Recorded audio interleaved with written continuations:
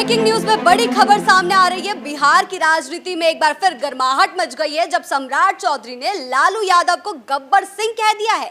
बता दें कि सम्राट चौधरी ने कहा है कि लालू यादव से लोग डरते हैं कि कहीं लालू ना आ जाएं और कहा है वे राजनीति के सबसे बड़े विलन हैं। इस मामले में तमाम जानकारियों के लिए मेरे साथ मेरे सहयोगी नवेंदु जुड़ रहे हैं जो हमें बताएंगे कि आखिर बिहार की राजनीति में गब्बर सिंह की एंट्री हो गई है।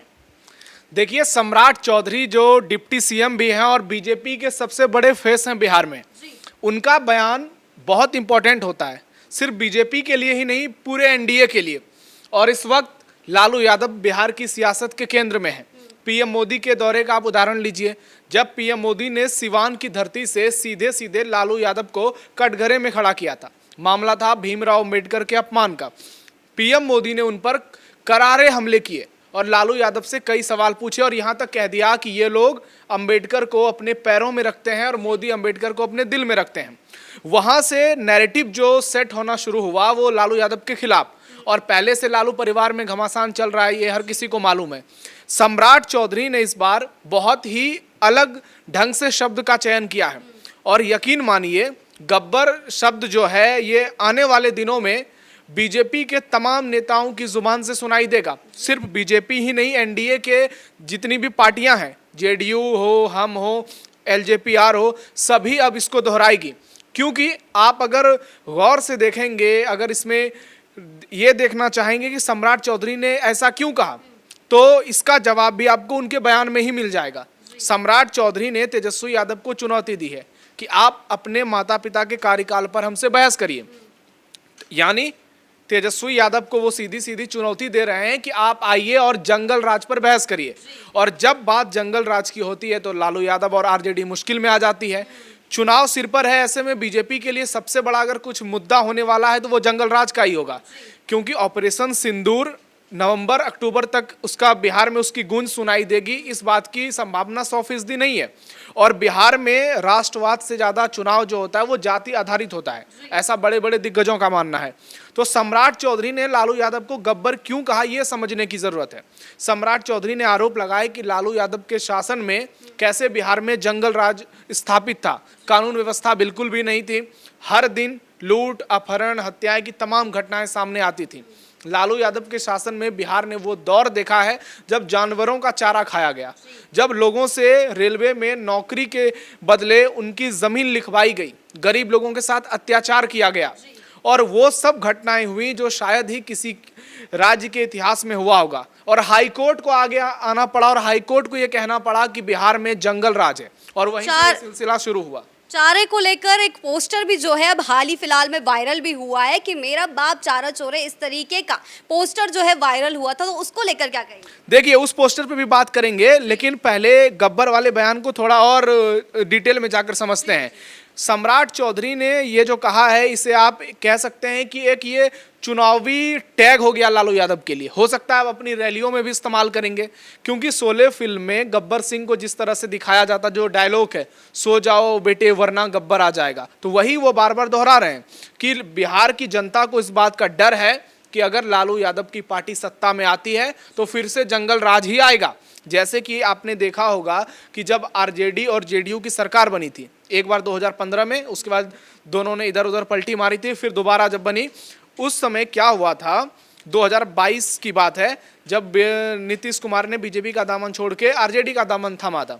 और उस समय कुछ समय के लिए जैसे ही आरजेडी सत्ता में आई थी, बिहार में कई जगहों पर देखा गया कि एक खास समाज, मैं यादव समाज की बात कर रहा हूँ, वो खुलेआम सड़कों पर आया और कई जगहों पर हंगामे खड़े किए गए। यहाँ तक कि कुछ लोगों ने सिर पर मुरेठा वगैरह बांधा और रोडों पर आके हुड़दंगबाजी की।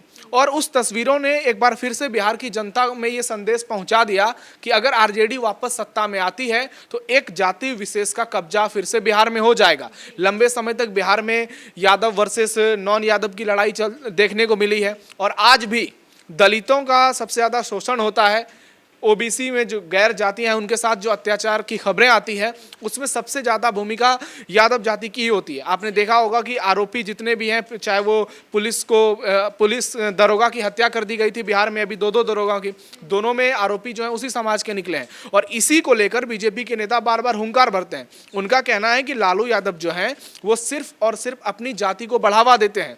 पिछली बार के विधानसभा चुनाव में आरजेडी करीब 160 सीटों पर चुनाव लड़ी थी, जिसमें से 90 सीटों पर यादवों को चुनाव लड़ाया गया था। और बीजेपी ने बार बार इसे लेकर भी लोगों को ऐलान किया था कि ये जो है सिर्फ एक विशेष जाति की पार्टी है, ये गब्बर सिंह की पार्टी है। और आज सम्राट चौधरी वही कहना चाहते हैं। वो बार बार इस बात को लेकर लोगों के बीच जाना चाहते हैं कि लालू यादव और अगर महागठबंधन की सरकार गलती से बिहार में आ गई तो फिर से गब्बर सिंह वाला राज वापस आ सकता है, क्योंकि बिहार अब जो है वो बहुत आगे बढ़ चुका है। नीतीश कुमार के राज में बहुत सारी बदलाव हो चुकी है।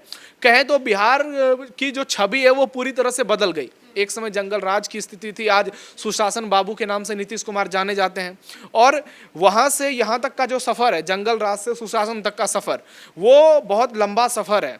और उसके लिए क्रेडिट जो है वो नीतीश कुमार और बीजेपी की सरकार को निश्चित तौर पर मिलना चाहिए, क्योंकि आज आप देख लीजिए कि बिहार में उस तरह की घटनाएं सामने कहीं भी नहीं आती कि सड़क पर कोई लड़की चल रही है तो उसके चेहरे पर तेजाब फेंक दिया जाए, किसी भी आईएएस ऑफिसर की पत्नी है तो उसके साथ दुष्कर्म का मामला सामने आओ, बच्चों का अपहरण हो, यहाँ तक कि लालू यादव की बेटी की शादी में शोरूम तक लूट लिए गए थे।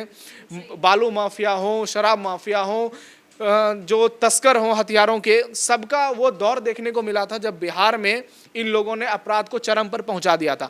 आज वो तस्वीरें देखने को नहीं मिल रही है। नीतीश कुमार और बीजेपी के शासन में पिछले 15-20 सालों में कोई बहुत बड़ा दंगा देखने को नहीं मिला है जो कांग्रेस के समय में हुआ था। आप भागलपुर दंगे का उदाहरण ले सकते हैं, और भी बहुत सारे दंगे हैं। तो बीजेपी बार बार यही मैसेज देना चाहती है। सम्राट चौधरी इसीलिए बार बार गब्बर सिंह का जिक्र कर रहे हैं, क्योंकि वो जानते हैं कि अगर वोटरों के मन में जंगल राज वाली माइंडसेट फिर से स्थापित कर दी जाए तो लोगों को लगेगा, जो गैर यादव वोटर हैं उनमें यह फिर से संदेश जाएगा कि अगर आरजेडी सत्ता में आती है तो हम लोगों को दिक्कत होगा। सवर्ण जातियां तो हैं, उसके अलावा और भी जितनी 36% करीब वहां पर ईबीसी है, जो नीतीश कुमार का कोर वोटर रहा है, दलित आबादी अच्छी खासी है। तो ऐसे में उन लोगों के बीच बार बार ये संदेश जाता है कि लालू यादव अगर आएंगे तो जंगल राज आ सकता है। और इसकी झलक तेजस्वी जब डिप्टी सीएम बने थे तब भी देखने को मिली थी, जैसा कि बीजेपी के लोग दावा करते हैं। और इसी को लेकर बार बार सम्राट चौधरी या फिर पीएम मोदी को देख लीजिए, वो जब भी बिहार में रैली करने आते हैं तो बार बार जंगल राज का हुंकार भरते हैं। तो अब पोस्टर को लेकर आप क्या कहेंगे? पोस्टर जो है बीच में वायरल हुआ था, कि अभी हाल ही में वायरल हुआ है कि मेरा बाप चारा चोरे, इस तरीके का बयान तेजस्वी यादव अपने वोट बटोरने के लिए देना चाहिए, तो उसको लेकर क्या कहेंगे? नहीं, देखिए, ये पोस्टर बीजेपी ने जारी किया, जेडीयू ने मिलकर, और इसकी अगर सच्चाई पर गौर करें तो निश्चित तौर पर लालू यादव पे चारा घोटाले का आरोप लगा। वो जेल भी गए, अभी वो बाहर आए हैं, लेकिन वापस से जेल जा सकते हैं। सिर्फ एक नहीं, उन पर कई मामले हैं। रेलवे में जमीन घोटाले का भी मामला सामने है। तो लालू यादव ने जानवरों का चारा खाया है, ये किसी से छिपा नहीं है। ये बिहार ही नहीं, पूरी दुनिया की जनता जानती है। और ये एक ऐसा घोटाला है जो कि भारत के इतिहास में हमेशा याद रखा जाएगा, सियासत में हमेशा इसकी बातें होती रहेंगी। और ये सारी चीज़ें जो है वो लालू यादव के लिए मुश्किल खड़ी करती है। ये चीज़ें जब बीजेपी और जेडीयू इस बड़ा मुद्दा बनाकर चुनाव में उठाती है तो जो युवा वोटर हैं उनके मन में ये मैसेज जाता है कि अगर लालू यादव ने जानवरों का चारा खाया है तो इसकी क्या गारंटी है कि तेजस्वी यादव ऐसा नहीं करेंगे। और बचा खुचा जो सारा काम है वो प्रशांत किशोर पूरा कर रहे हैं। वो बार बार लोगों के बीच जाकर के कहते हैं कि लालू यादव ने जानवरों का चारा खाया, हालांकि वो एनडीए पर उतने ही हमलावर हैं, लेकिन बार बार लोगों को बता रहे हैं कि लालू यादव के शासनकाल में कैसे लूट हुई थी। तो इसे लेकर आरजेडी निश्चित तौर पर बैकफुट पर है और महागठबंधन के लिए यह निश्चित तौर पर एक खतरे की घंटी है। राजद जो है इस बयान को लेकर, जो गब्बर सिंह का ये बयान आया, उसको लेकर क्या कुछ प्रतिक्रियाएं दे सकती है? क्या लगता है, क्या बोलेगी वो इसको लेकर? देखिए, राजद की प्रतिक्रिया सामने आ गई है। शक्ति यादव उसके प्रवक्ता जो हैं, उन्होंने सम्राट चौधरी पर सीधा हमला बोला है और सम्राट चौधरी के बारे में ऐसे शब्दों का उपयोग किया है जो हम यहाँ नहीं कर सकते। लेकिन वो बताता है कि आरजेडी जो है वो मुश्किल में आ गई है। इस बयान से आरजेडी की मुसीबत बहुत बढ़ गई है, क्योंकि आरजेडी बिहार की सियासत में एक ऐसी पार्टी अभी है जो हर ओर से फंसी हुई है। तेज प्रताप यादव का मुद्दा हो, लालू यादव पर रेलवे में जमीन के बदले जो जिसके गिरफ्तारी की तलवार लटक रही है, चारा घोटाले का मामला हो, हाँ, अंबेडकर विवाद हो, सबसे बड़ा विवाद तो हाल के दिनों में यही बन गया है। और पीएम मोदी ने जिस तरह से उठाया है और फिर नया पोस्टर जारी कर दिया है और अब गब्बर सिंह वाला, तो हर ओर से घिरे हैं सिर्फ और सिर्फ लालू प्रसाद यादव, जिसका खामियाजा पूरी आरजेडी को और महागठबंधन को भुगतना पड़ेगा। और फायदा जो है वो बीजेपी और एनडीए को निश्चित तौर पर मिलेगा, क्योंकि बार बार बीजेपी और जेडीयू लोगों के बीच जाकर ये कह रही है कि आप जंगल राज से हमारे शासन को कंपेयर करिए। पिछले 20 सालों में किस तरह से एनडीए की सरकार ने बिहार का कायाकल्प किया है, घर घर पानी पहुंचाया है, घर घर बिजली पहुंचाई गई है, अच्छी सड़क का निर्माण हुआ है, लड़कियों को स्कूल तक पहुंचाया गया है, पूरी तरह से शिक्षा व्यवस्था में बदलाव किया गया है। लालू यादव के समय में जो चरवाहा विद्यालय था उसे अब एक वेल स्कूल में चेंज किया गया है, शराबबंदी की गई है, कानून व्यवस्था भी बहुत बेहतर है।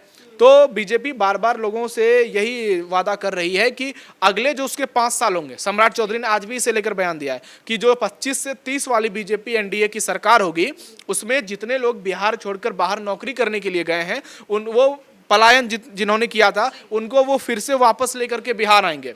तो एनडीए का पलड़ा जो है वो बहुत भारी लग रहा है, क्योंकि दूसरी ओर जो है आरजेडी मुसीबत में पड़ी हुई है। कांग्रेस पार्टी में अभी तक ये तय नहीं हो पाया है कि उनका चेहरा कौन होगा, लीडिंग चेहरा। क्या वो कन्हैया कुमार होंगे, क्या वो राजेश राम होंगे, क्योंकि कन्हैया कुमार सवर्ण जाति से आते हैं और राजेश राम है वो महादलित जाति से आते हैं।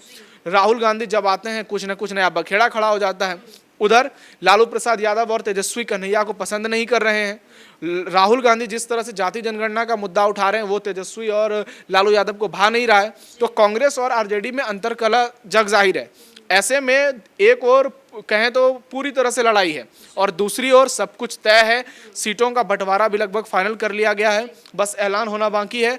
कुल मिलाकर चुनाव से पहले अभी एनडीए को बहुत बड़ा एज है और जैसे जैसे चुनाव नजदीक आता जाएगा, जिस तरह से एनडीए महागठबंधन पर हमलावर है, उसे देखकर तो यही लग रहा है कि आने वाले चुनाव में एनडीए जो है वो महागठबंधन पर भारी साबित होगी। जी, बहुत बहुत शुक्रिया आपका इन तमाम जानकारियों के लिए। दिन प्रतिदिन राजद जो है घिरती ही जा रही है और बिहार की राजनीति में गर्माहट और भी ज्यादा पैदा होती जा रही है। और अब भाजपा की तरफ से सम्राट चौधरी ने फिर से राजद को घेर दिया है। देखने वाली बात होगी कि इस मामले में, इस मुद्दे पर लालू यादव का क्या बयान आता है और तेजस्वी यादव का क्या बयान आता है, इस पर हमारी नजरें जो है बनी रहेंगी। ब्रेकिंग न्यूज में फिलहाल मेरे साथ इतना ही। मैं शिवानी रतूड़ी, कैपिटल टीवी बिहार।